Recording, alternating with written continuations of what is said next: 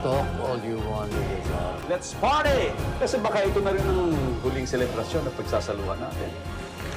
Nang magising naman si Lucas ay agad nilapitan nila Mathias at Rafael na sinuntok pa ni Mathias para umamin kung saan nila dinala si Moises, pero sinad niyang hindi niya alam.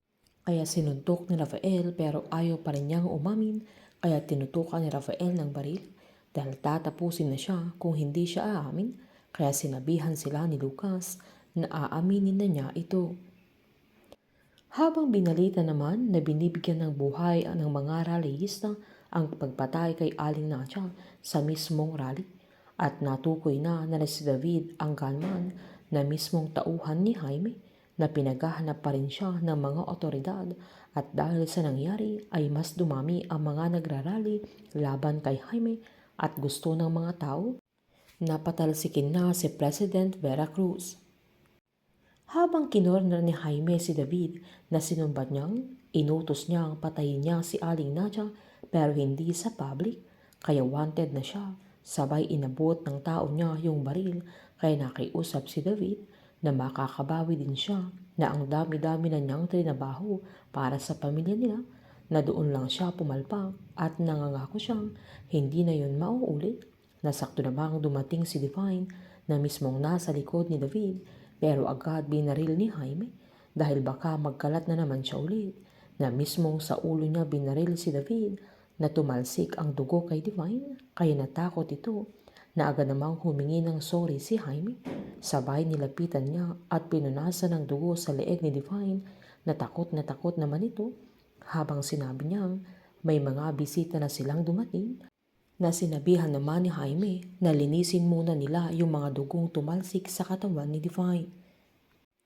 Nang nasa CR si Divine ay umiiyak ito habang pinagmamasdan ang dugo sa katawan niya, na agad-agad niya itong pinunasan at hindi niya maiwasang maiyak dahil sa mga nangyayari, at nang kumalma ito ay agad niyang tinawagan si Felicia para tanungin kung papaalis na siya, na agad namang sinabihan ng dalaga na naghahanda na siya, kaya sinabihan niya ang mami niya na magkita na lang sila sa airport. Habang kausap ni Jaime si General Arevalo kung saan sinaad ng General na pinabantayan niya yung area sa mga magagaling na officers niya at hindi siya mapapahiya sa kanya, sabay tinanong niya kung asaan sila Mercedes at Justine, na agad namang pinaliwanag ni Jaime na masama ang pakiramdam ni Mercedes at susunod na rin si Justine, na nahalata din ni General Arevalo na mukhang late yung ibang guest niya. Nasakto namang lumapit si Divine para ipaalam na hindi makaka-attend ng birthday party si Vera Cruz dahil nagka-emergency ito, na nagets naman ni Jaime na alam na ni Vera Cruz na si David ang pumatay kay Aling Nadia, at sinad niyang ngayong nagkakagibitan ay doon nila malalaman kung sino pa ang loyal sa kanila, kaya napalunok si Divine.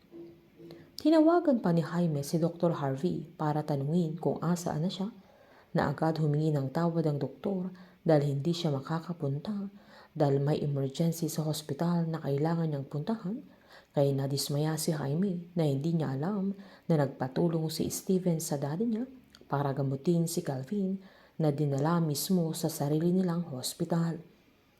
Nagpasalamat si Calvin kay Steven sa pagligtas nila sa kanya, na nagpasalamat din ang binata dahil si Calvin ang nagpamulat sa kanya na mali na ang mga ginagawa nila, na agad namang sinaad ni Calvin na maging siya ay nasilaw sa mga binibigay ni Justine, kaya niya trinaydor si Moises noon, na ngayon ay si Justin naman ang trinatraydor niya, pero sinabihan siya ni Stephen na hindi yun pagtatraydor dahil ginawa lang niya kung ano ang tama.